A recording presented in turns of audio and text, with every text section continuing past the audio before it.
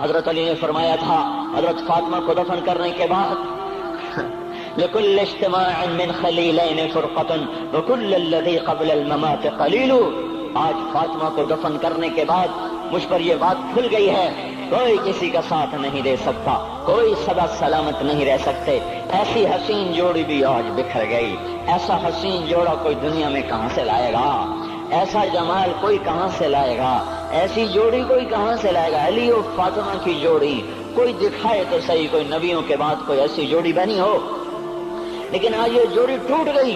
24 سال کی عمر میں فاطمہ جدائی دے گئی، 24 برس کی عمر میں جدائی دے کے جا رہی. ہاں لیکن بھائی ان کا تو مرنا بھی زندگی تھا. پانی کے لیے اپنی خادمہ سے فرمایا میرے غسل کا پانی رکھو. خادمہ نے پانی رکھا، خود غسل فرمایا، پھر اس کے بعد چارپائی کو درمیان میں رکھوایا اور کپڑے پہنے اور فرمایا. علی اس وقت کہیں باہر نکلے تھے. فرمایا اب میں مر رہی ہوں، میرا غسل ہو چکا ہے، مجھے دوبارہ غسل نہ دینا، یہی میرا غسل ہے اور علی کو بتا دینا. اور وہ گئی.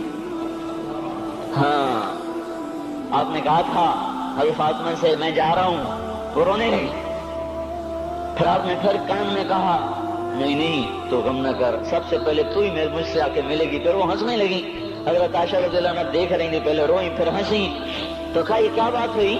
کہا مجھے میرے باپ نے کہا میں جا رہا ہوں تو مجھے رونا آیا. تو پھر انہوں نے فرمایا تو غم نہ کر، سب سے پہلے تو ہی مجھ سے آ کے ملے گی. تو پھر میں خوش ہو گئی. باپ کے جانے کے صرف 6 مہینے کے بعد ابا سے ملاقات ہو گئی.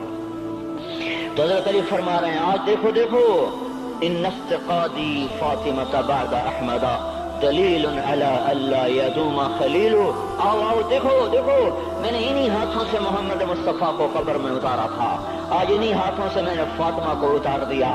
آج مجھ سے کہ دنیا کا دھوکہ کھل گیا ہے. مجھے پتہ چل گیا ہے کہ یہاں کوئی دوستی سلامت نہیں رہ سکتی، کوئی گھر آباد نہیں رہ سکتا. کل بیت وان طالت سلامتها یوم ستدرکها النکباء والحباب.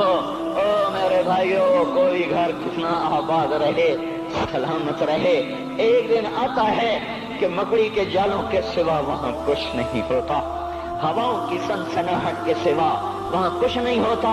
اللہ کا واسطہ دیتا ہوں فیصل آباد سے دھوکہ نہ کھاؤ، اس کے بازاروں سے دھوکہ نہ کھاؤ، ہوش میں آؤ ہم غلط جا رہے ہیں. اور میرے بھائیو اگر مر کے اللہ کے پاس جانا ہے تو اس زندگی سے واپس آؤ، واپس آؤ. میں اللہ کو اس کے رسول کا واسطہ دیتا ہوں. اگر مر کے کہیں اور چلے جانا ہے، اگر مر کے اللہ کے پاس نہیں جانا یا اللہ کے رسول کا سامنا نہیں ہے، جو مرضی کرو. پھر ہم بھی چھوڑے، اب ہمیں بھی کوئی سمجھاؤ. ہم کیوں بول بول کے گلے کی ایک ایک رگ میں درد اتار بیٹھے؟ گھر چھوڑ چھوڑ چھوڑ چھوڑ سارا وجود ہڈیوں میں درد اتر گیا ہے. تو کوئی ہمیں بھی راستہ بتاؤ کہ یہ راستہ ہے، اس پہ موج میلہ بھی ہوگا، اللہ بھی نہیں ملے گا. آؤ ہم سب پھر ہم بھی مل کر تمہارا ساتھ دیں.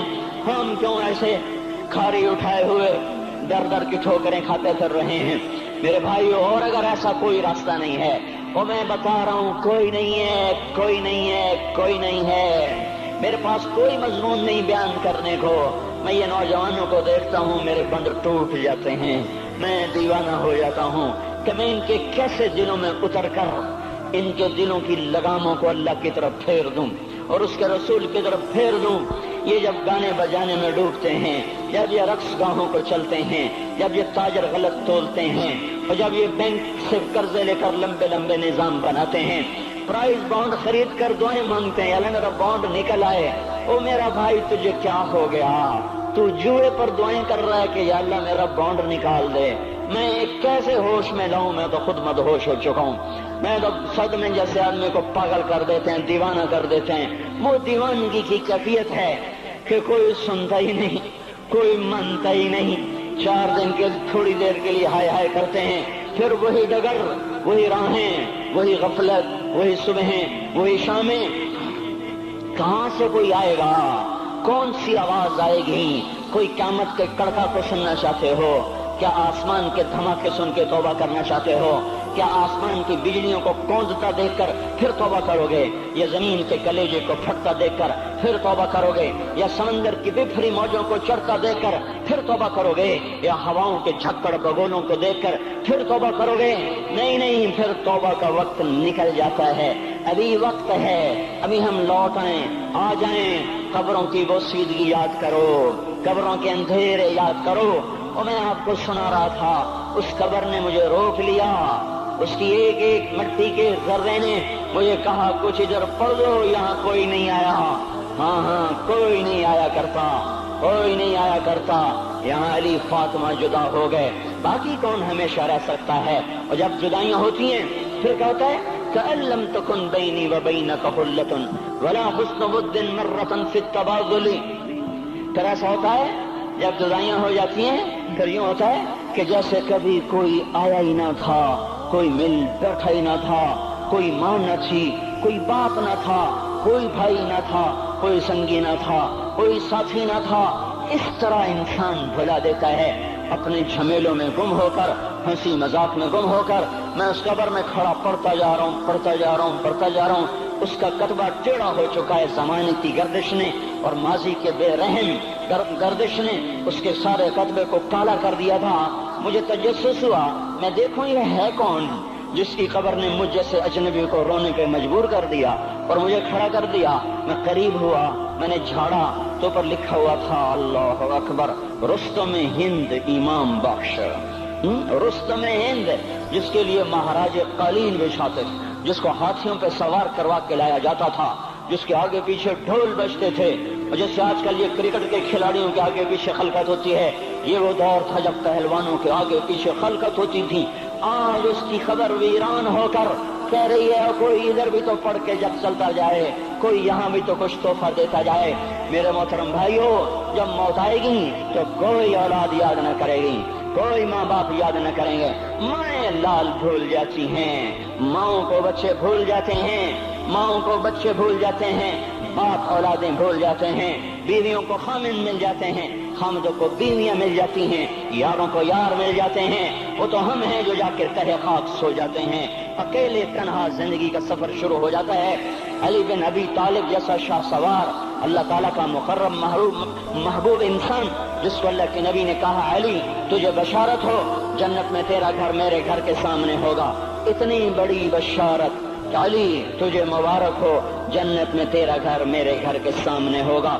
इतनी बड़ी बशारत का लेने वाला, रोजाना की रात की फरियाद, मुझे तो पता नहीं कि मेरा ये बयान कबूल है कि मरदूद है। आपको पता नहीं आपकी आमद कबूल है कि मरदूद है।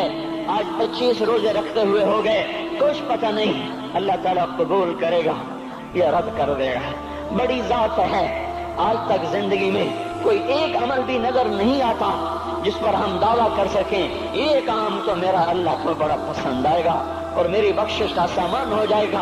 हम फकीर लोग हैं मेरे भाइयों, हमारी माइशत इतनी खराब नहीं हुई जितना हमारा ईमान खराब हो गया है। हमारा फकीर, उसका चूल्हा ठंडा हुआ है, हमें उसका दर्द है, लेकिन उसके चूल्हे ठंडे होने का इतना दर्द नहीं है जितना उसके ईमान की अंगीठियां सर्द हो चुकी हैं, जितना ये दर्द है, क्योंकि ये फकर मालदारों को भी हासिल है। ये फकर पूरी दुनिया पे छा चुका। मालदार भी फकीर हैं, दुकानदार भी फकीर हैं, ताजर जमींदार भी फकीर हैं। आज जो जितना बड़ा दुनियादार है वो ईमान का उतना बड़ा फकीर हो चुका है, वो भकारी हो चुका है। कुछ नहीं हमारे पास, कोई दावा नहीं जिंदगी भर के किसी एक अमल पर। जिनको जिनको जिनको जिनको जन्नत के परवाने मिल गए, अली का घर मेरे घर के सामने, फातिमा मेरी बेटी जन्नत की औरतों की सरदार, हसन हुसैन जवानों के सरदार, जिनको जन्नत के परवाने मिले। हजरत अली रात को उठ के रो रहे हैं, आहिन आह मिन किल्लत ज़ात व बुअद सफर व वहशत तरीक। ए मेरे मौला मुझे माफ करना, मेरे पास अमल कोई नहीं है। ए मौला मुझे माफ कर दे, मेरा अमल थोड़ा है। और मैंने अभी क्या कहा है, मैंने अभी क्या बताया आपको कि अली का घर नबी के घर के सामने है, तो कुछ तो सोचो। कभी थोड़े अमल वाला भी दो जहान के सरदार के घर के सामने घर बना सकता है? کبھی تھوڑے عمل والا اتنے مرتبے پہ جا سکتا ہے؟ وہ کیا کہہ رہے ہیں؟ یا اللہ میرا عمل تھوڑا ہے تو میرے پاس کیا ہے جس کا میں دعویٰ کروں؟